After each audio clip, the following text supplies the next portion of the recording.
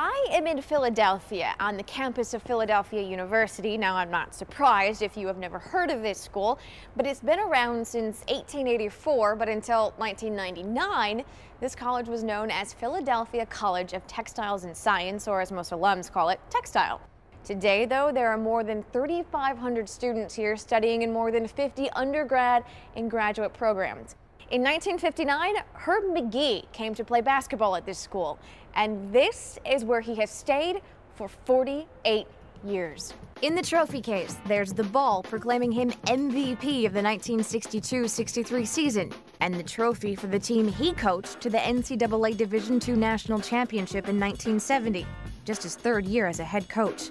His retired jersey hangs in the rafters high above the new court, the court that now bears his name, and at center court, his signature, an artist's name on a canvas.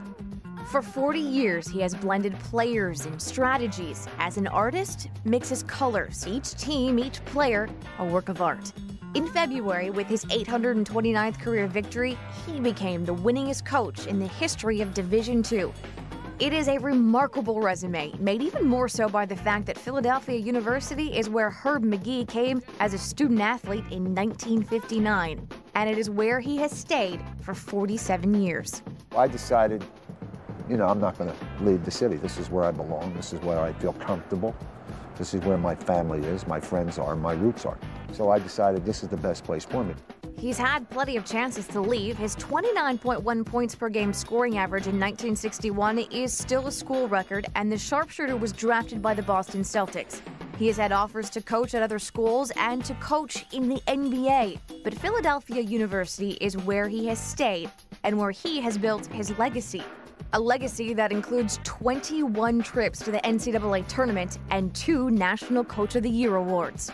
All right, get a basketball and let's get warmed up. Do you have your own way? My players know, they know one rule that I have is, do not embarrass yourself, do not embarrass the program, do not embarrass the university, and you'll never have a problem with me. Fair enough?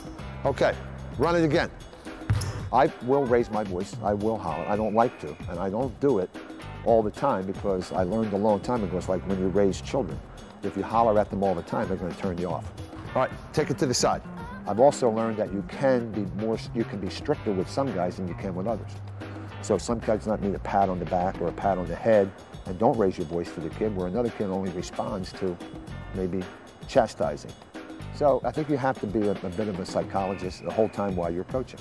So tell me, is it true that you can really count on just one hand how many kids have not graduated from the program? Anybody who has played 4 years, yeah, there's only a few, maybe 3 or 4. Coach Magee lost both of his parents before he was 14, and perhaps that is why his family, wife Jerry, daughters Kay and Eileen, and his granddaughters are so important in his life. Everybody always uses the cliche, I have the best wife in the whole world, well, they can't because I do. They interviewed me, and with me was my wife and my granddaughter Carly. And they said to Carly, what do you think of your grandfather? All these wins. And she said, I'm happy my grandfather wins games, but I'm happier he's my grandfather and not somebody else's. And I thought, oh my goodness gracious, 8-year-old kid saying something like that, that was wonderful. Herb Magee learned basketball on the playgrounds of West Philly. He was a 2-time All-America as a player and the school's all-time leading scorer when he graduated. 44 years later, only 2 players have scored more, and today, he teaches others to shoot. He says none of us are good enough shooters to play against him in horse. I can still shoot. If there's no one on me, if I'm completely alone, I can shoot. I learned when I started playing golf. The most important thing in golf swing is a golf grip. You must have your hands on the golf club correctly or you're finished. In shooting a basketball, I find that when I work with somebody individually, whether he be a player on my team, a young kid, 10, 11, my granddaughter, no matter who it is, their grip is wrong. They have their hands on the ball incorrectly. And if your hands are on the ball incorrectly, then you're never going to become a great shooter. After all these years and all these wins, there is only one question. How much longer?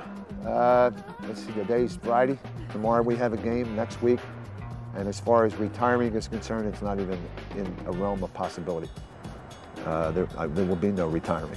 I enjoy coaching. I still am as nervous as I always get. I'm still preparing for our practices and preparing for our games just as I did when I first started. So there's no retiring in the near future for me. Herb Magee has put his shooting philosophies onto a couple of DVDs, Nothing But Net and Nothing But Drills. He also has developed the Shooting Buddy, a patented basketball shooting device that utilizes muscle memory to dramatically improve shooting effectiveness.